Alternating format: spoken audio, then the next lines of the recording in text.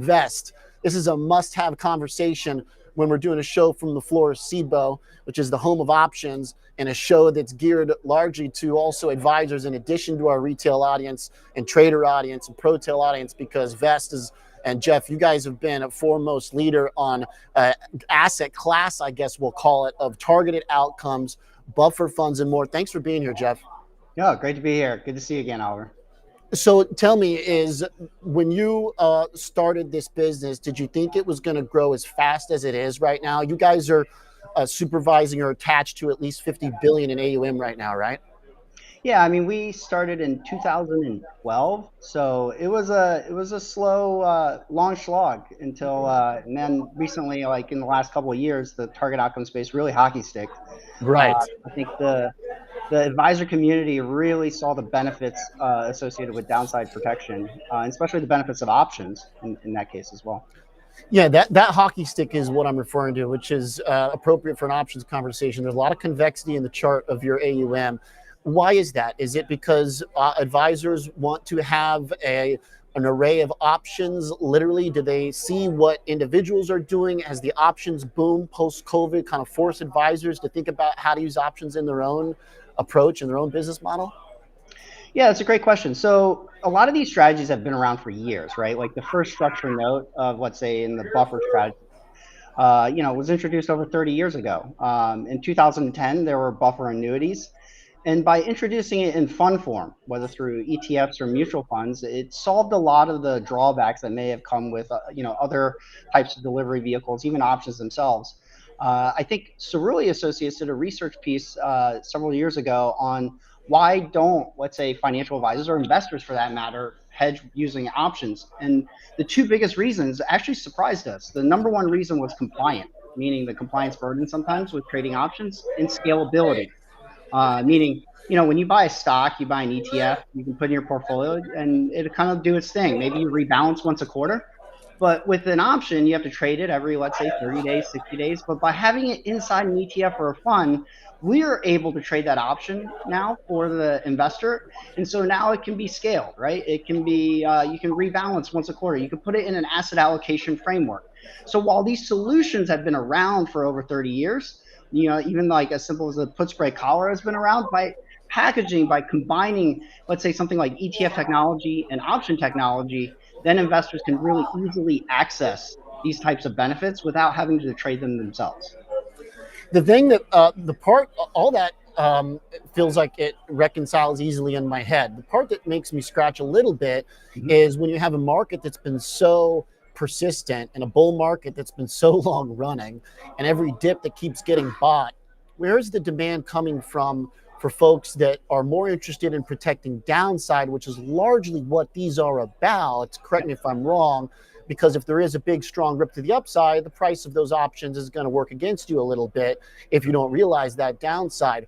What's the mindset? Who is the client that is that really wants that as their priority, to make sure that if things do get hit, that they're going to be in better shape than they would in a broad market fund? Yeah, that's an excellent question, and I'll answer in two parts. The first part is, I would say this: when is the best time to buy protection? When the market is already, corrected 20% down, or when we're still near all-time highs? Like, you don't buy, like flood insurance after the flood, right? Yeah. You definitely don't buy life insurance after you die. So I always ask the question, like, when is the best time to buy protection? At all-time highs or when it's already fallen? And so this is why we've seen a tremendous amount of growth now, is because people have seen that 2023, 2024, and the first half of 2025 had been great for equities. And whether or not, you look at where valuations are, a lot, some people have a lot of times views that a lot of the earnings growth is already baked into price. So why not protect those gains? And if you're wrong, there's still sufficient upside to actually get there. I think the second component is kind of the backdrop of what we saw in 2022. Like, unless you were managing money 40 years ago during times of inflation, you never really experienced what we saw in 2022, where interest rates went up and stocks and bonds both went down at the same time. And this is what we're seeing, is this massive shift of people saying we need to diversify our risk management and not just rely on diversification asset allocation. Because what happens if 2022 happens again, stocks and bonds both drop at the same time. What in your portfolio is going to save you if that happens again? That's the question, right? And this is where hedging, which has been around for years, for decades, why hasn't that been so adopted? Going back to the reasons I talked about, scalability, compliance. This is where those solutions get solved in the backdrop of the threat of inflation, whether through geopolitical risks or tariff, right? So that's an important point there on bonds and stocks together, because if you look at this just compared to like a equity exposure, and Cliff Asness's AQR came out pretty hard with an analysis against buffer funds, where he said, according to their research, 85% of buffer funds underperformed according to their criteria of time that they surveyed compared to broad market fund. But if you then wrap in the bond side and you say, okay, well, your bonds are getting hit as well, then to some extent these products also address part of the bond portfolio. Is that some of the argument there, Jeff?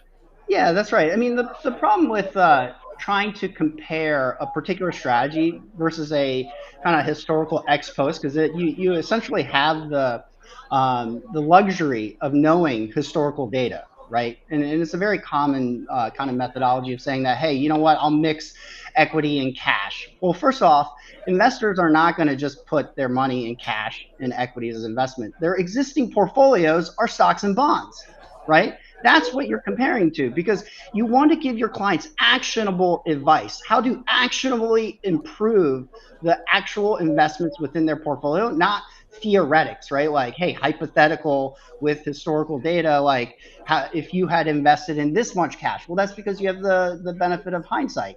And this is why people kind of can see through that. They can see through that. They can say, hey, I'm starting with a 60-40 portfolio. If I introduce this, I can make that better. That is ultimately the benefit of options in creating a hedging in that way. And there's so many other things that not just that, but also income generation and so on and so forth. I think some of the main flaws is saying, comparing that you would be better off investing in S&P. Well, that's true. These were never intended to outperform the S&P, because guess what? These types of strategies of downside protection are for the investors that are in the stay rich game, not the get rich game, right? Fair enough. Most of the investors, like, if you want to get rich, I don't know, invest in crypto, right? Like, I can name a ton of other things that you can do, but that's not the purpose here. The purpose is for those types of investors that are wanting to protect their wealth, they're near retirement or at retirement, and looking at their portfolio, not a hypothetical investment that has the benefit of hindsight. What do I have actually in my portfolio that I can improve with, let's say, a hedge strategy, hedged equity, or even a buffer fund for that matter? I know a lot of that advisor world too is about preserving wealth. We're doing an AI component to this show, Jeff, where some blocks I get help from some AI. I got some help from the AI on this one. I'm going to pull up a little Q&A here.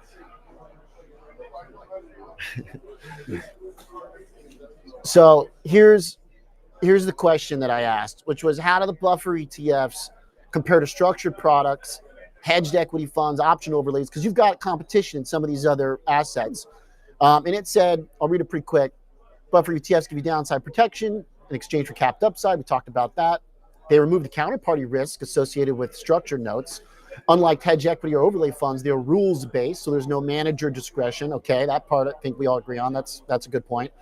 Against pure index invest in the underperforming bull markets, but keep nervous clients from bailing during drawdowns. But here's what I thought was interesting from the AI. The AI points out there's hidden alpha in timing, though, which is about rolling into a fresh series after volatility spikes reset the buffer and the upside.